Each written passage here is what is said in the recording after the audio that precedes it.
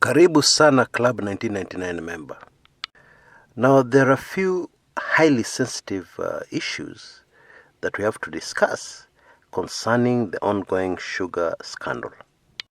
Now, it is on record and it is in the public domain that the contentious or the controversial sugar did not enter Kenya through any of its ports. Now, this has confused a lot of Kenyans who do not have the information which I'm about to give you. What do they mean? The sugar didn't enter through Mombasa. It was not flown into the country in any of the known airports in the country. And besides, sugar is very bulky. So the truth is that airlifting it is very unlikely. So how did it enter the country? Now, as usual, we have to start from the beginning so that we understand everything very neatly. Now, it is also in the public domain that the financiers, Henry Rotich, allowed any Kenyan who felt like it to import sugar into the country. Now, Bwana Kiunjuri, the CS for Agriculture, told a parliamentary select committee that this was a policy blunder. In other words, Rotich messed up. However, we also know, and this is in the public domain, that Rotich did this. Why? Because he was given an executive order to do so. In plain English, the president ordered him to do so. Now, this is getting very confusing. We know that the sugar people, the people who imported this sugar, is DP Ruto people. And we know it's DP Ruto people being targeted. But the executive order was given by the president. Allah, what is going on here? Well, you'll understand in a minute. Let's go just a bit back. Just be patient with me. How is money for elections raised? How is election financing raised? By government in power. Now, most of us will know that about the Goldenberg scandal. The Goldenberg scandal was actually a scheme which heavily involved the National Intelligence Service, or the special branch at that time, and a man called James Kanyotu, who was in fact a director of Goldenberg Limited. The whole thing was a scheme to raise finances for the campaign of President Daniel Arap Moi in the very first presidential elections ever held in Kenya, which were held in 1992. To simplify the Goldenberg scam, what happened is that there was a huge difference between the exchange rate of the US dollar to the shilling in the black market and officially, in banks and to the government. So all Bwana Kamlesh Patni did was to buy forex in the black market and sell it to the government. To make up the difference, a loophole was used at that time. There was actually an incentive for exporting anything from Kenya, which was about 10%, I believe. So the 10% covered Kamlesh Patni's profit and that difference. And of course, the paperwork was arranged so that it looked like actually Kamlesh Patni exported precious stones from Kenya, gold, diamond, etc. Now, we know that there are very tiny deposits of gold in the country, but we don't have any diamonds. And this is what raised suspicion on whether Kamlesh Patni really exported anything from the country. And indeed he didn't. Now, it is also very important to remember or to note that this Goldenberg scheme started even before the presidential elections. Indeed, it started even before the country returned to multi-party democracy. Now, this may be very big news for some of us. I appreciate that. Now, the reason for that was that Kenya was in a very huge problem concerning foreign currency. Western powers had all decided that it was time for Moi to go. So they all ganged up, with an exception of Great Britain. They all ganged up against Moi. Therefore, aid was withheld. They dried up any forex coming into the country through aid organizations, through support, through grants, etc., etc. The excuse the Western powers used was human rights abuses in Kenya. And so Moi, the survivor, and his advisors came up with a scheme to get forex for the country, badly needed forex. Hence, the Goldenberg company was born. So what happened during the electioneering period, presidential elections period, before that, the whole scheme was just speeded up in order to raise finances for the presidential campaign. I'm trying to go very quickly, so you'll bear with me because I'm not taking much time to back up and verify the information I'm giving you, to be able to prove to you, yes, this is what happened, okay? Just bear with me on that. However, it's very easy for you to do your own research online and you'll prove that what I'm telling you is 100% accurate. Now, during the Goldenberg scam, as it unfolded, they reached some point where somebody decided it was not enough. They needed more money. So what did they do? They printed the money. 500 bob notes were printed in huge quantities. Now, one does not need to be an economist to know that this is catastrophic. You cannot print money without anything to back it up. In the old days, they used gold, but in more recent times, people use foreign currency. Okay, so if you have in your stock, just to very simplify it greatly, if you have 10 million US dollars, then in your treasury, then you cannot go and start printing 100 million US dollars worth of local currency. You can't do that. That will just be disaster. It will cause hyperinflation. And the simplified definition of inflation for the layman, the one I like best, is too much money chasing too few goods. You'll pump in too much money into the economy. Therefore, hyperinflation. And those Kenyans who are old enough will remember at the time, prices just went haywire. We went from a situation where we were paying something like 5 bob for a loaf of bread, I believe, to something like 30.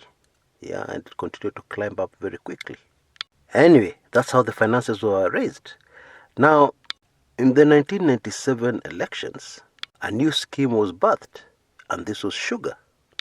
Now, for reasons which experts can explain to us, the cost of producing sugar locally is extremely high, many times higher than it is in other countries, even other African countries. Now let us take a hypothetical example to illustrate this point further so that it's clear to all of us. Now let's assume the retail price locally of sugar is 100 shillings. The imported cost of the same kilo of sugar would be in the region of about 20 shillings. So import the sugar at that 20 shillings, okay? You don't pay any duty for it. You don't pay any costs of clearing it. All you need is a cost to transport it to Kenya. Now, all you need to do is make sure that there's a sugar crisis in the country, and this is easy to achieve, because all you do is you shut down all the local sugar companies under the pretext of annual maintenance. And so after a few days, there's no sugar in the country. Now, what that means is that this sugar becomes cash. If you have the sugar, you can go to any large wholesaler, and they'll buy as much as you have off you. And so you sell to them at 80 shillings. What that means is that out of every 20 shillings, you're making 80 shillings out of every 20 shillings invested in buying the sugar from Brazil or wherever. That's a markup of 4 times. And you don't even need the initial cash to buy the sugar from abroad. Because anybody who's involved in export-import business will tell you that there's paperwork to take care of that, where you simply get a bank to guarantee the person who's selling this sugar to you that they'll get paid. And then that's it, the sugar is shipped. So assuming you buy 20 million worth of sugar, it lands 80 million pop. The 20 million is paid and you're left with your 60 million cash. Now this scheme can be replicated for other commodities, e.g. maize. Now sometimes this sugar or these commodities for election financing come through the port, and since it's a government scheme, it's cleared without any duty being paid on it. However, at other times, it comes in through another route, which I'm going to explain to you just now. The ship docks, offshore, not at the port, and then speedboats are used to ferry the sugar from the ship to the beach. And in the beach, there's a lorry parked, and you have workers, and they carry this sugar from the speedboats into lorries, which drive off. There's no port at the beach, there's no inspection at the beach, there's nothing. just get the things off the ship and they enter the Kenyan market. This is precisely how the latest sugar entered the market. Now, in the run-up to the August polls, this is the kind of game that went on to raise finances for the Jubilee campaign. And this is why this thing Rotich did was approved by the president. It now makes sense.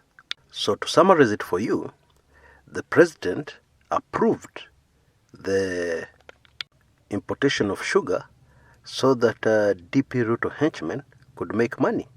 But even as they made money, the whole idea was to raise finances for Jubilee campaigns.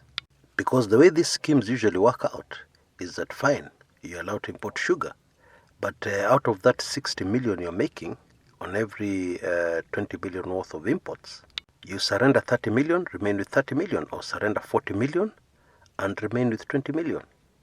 Bottom line, there has to be something in it for you for the trouble you've taken. So Ruto was in charge of raising finances for the Jubilee campaign, and the president took part in the scheme because he approves. Yeah, he gives an executive order. He's the only one who can give such orders. Now you can understand why DP Ruto people are very bitter, especially where this fight against corruption is touching on sugar and sugar importers. Now it will be very interesting going forward to see if indeed any of these sugar importers are going to be prosecuted. And by prosecuted, I mean charged in court and found guilty. Yeah, because we have seen these games before. People are actually charged. Yeah, they appear before court, but the case goes nowhere. Anyway, now you understand the whole game a lot better. You understand exactly what's going on here. Now there's something else very important I want us to note. Yeah, all these schemes are just very normal for raising money during general elections. They're very normal. They've been done many times before. So what went terribly wrong this time so that the whole thing is being exposed? People are seeing what's happening. Well, simply put, what went wrong was 1st of September 2017. That is the date the Supreme Court nullified the election of President Uhuru Kenyatta as president and ordered a fresh presidential poll. What this meant was that the exemptions given, the executive order given to import sugar, yeah, and indeed maize, had to be extended because the Jubilee Party now needed cash again, yeah, for another campaign, for the presidential poll rerun.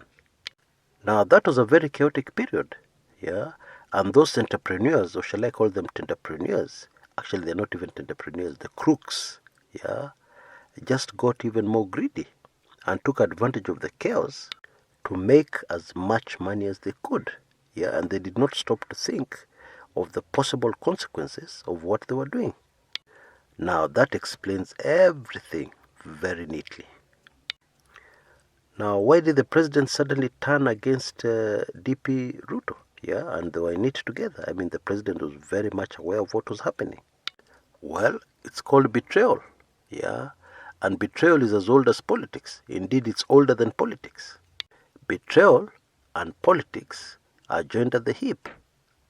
Betrayal in politics is very normal all over the world. Anyway, I discussed this betrayal issue in greater detail in a video which is available on the public channel. So you can take in that and then you'll have a complete picture. Well, that's it. Thanks very much for your time. Until next time, this is Chris Kumekucha.